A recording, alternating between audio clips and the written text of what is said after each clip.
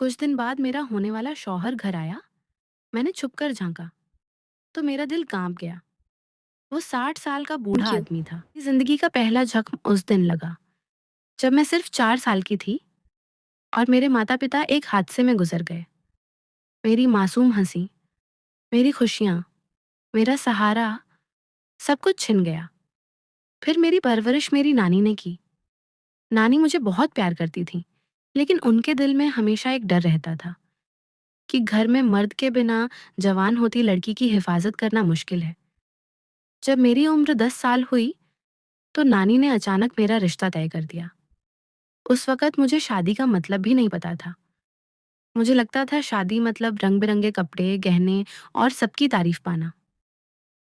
एक दिन नानी ने कहा, "आलिया बेटा, हमने तुम्हारा रिश्ता पक्का कर दिया है।" मैं सुनकर हैरान रह गई। कुछ दिन बाद मेरा होने वाला शौहर घर आया। मैंने छुपकर झाँका, तो मेरा दिल काँप गया। वो 60 साल का बूढ़ा आदमी था। पास बैठी एक पड़ोसन चीख पड़ी, "हनीफा बीबी, ये ज़ुल्म है। इतनी छोटी बच्ची को इस बूढ़े के साथ क्यों बांध रही हो?"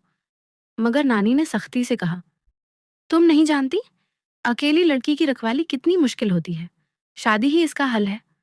और यूं खेल-कूद की उम्र में मेरी शादी सलीम से कर दी गई। मैं अभी मासूम थी, समझ से दूर, लेकिन जिंदगी बहुत जल्दी बदल गई।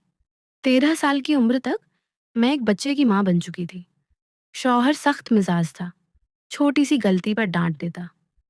उस वक़्त मैं चुपचाप आंसू बहाती और अपने माता-पिता को याद करती।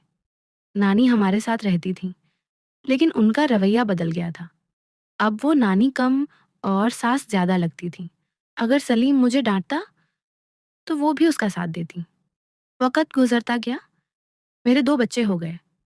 उनकी हँसी में मेरा दिल लग जाता था, लेकिन नानी की एक ज़िद थी, "ये घर छोटा है, हमें नया घर लेना चाहिए।" सलीम पहले नहीं माना, मगर नानी के दबाव में आ गया। हम नए मोहल्ले में शिफ्ट हो गए। वहाँ घर के मालिक का बेटा अहसान आवारा मिजाज था। उसकी नज़र हमेशा औरतों पर रहती थी। एक दिन जब मैं कपड़े तह कर रही थी, उसने ऊपर से फूल गिराया। मैंने तुरंत उठाकर कूड़े में फेंक दिया, मगर वो रुका नहीं। कभी हंसकर देखता, कभी जानबूझकर खिड़की से झांकता। मैंने बहुत दिनों तक खुद को संभाल कर रखा। शौहर बूढ़ा था, सख्त मिजाज था, प्यार कम ही देता था। एहसान की बातों में एक नशा था, जैसे वो मेरे जख्मों पर मरहम रखता हो। मेरी मजबूरियों ने मुझे कमजोर कर दिया। अब जब वो दिखाई नहीं देता, तो दिल बेचैन हो जाता। और यूं मेरा दिल उसके जाल में फंस गया। एक दिन उसने साफ कहा, "आलिया, तुम्हारे साथ बहुत जुल्म हुआ है। मेरे साथ चलो, नई जिंदगी शुरू करते हैं।" मैंने एक पल भी नहीं सोचा। अपने मासूम बच्चों को छोड़कर उसके साथ चली गई। मैंने वो दीवार गिरा दी जो औरत की इज्जत होती है। थोड़ी देर बाद खबर मिली, मेरा शौहर सलीम ये सदमा बर्दाश्त नहीं कर सका और चल बसा। मेरे बच्चे नानी के पास गांव चले गए। मैं एहसान के साथ कैद हो गई। वो मुझे घर से निकलने नहीं देता। बाहर जाता तो दरवाजे पर ताला लगा देता। मैं एक कैदी की तरह जिंदगी गुजारने लगी। बरसों बाद एक दिन शहर की सड़क पर मैंने अपने दोनों बेटे देखे। वो मैले कपड़ों में भीख मांग रहे थे। मैंने अहसान से गाड़ी रोकने की भीख मांगी, लेकिन उसने कहा, "ये तुम्हारे बच्चे नहीं, तुम्हें धोखा हो रहा है," और गाड़ी तेज कर दी। मेरी चीखें हवा में गुम हो गईं। उस दिन के बाद मेरा दिल कभी चैन नहीं पा सका। ना बच्चों से मुलाकात हुई, ना उनकी कोई खबर मिली। नानी भी दुनिया से चली गई। आज भी मेरा दिल कहता है, वो मेरे ही बच्चे थे।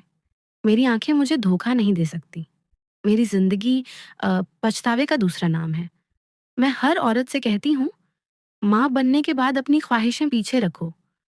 माँ की सबसे बड़ी ताकत उसके बच्चे होते हैं। जन्नत को अपने हाथों से बर्बाद मत करो, जैसे मैंने कर दिया।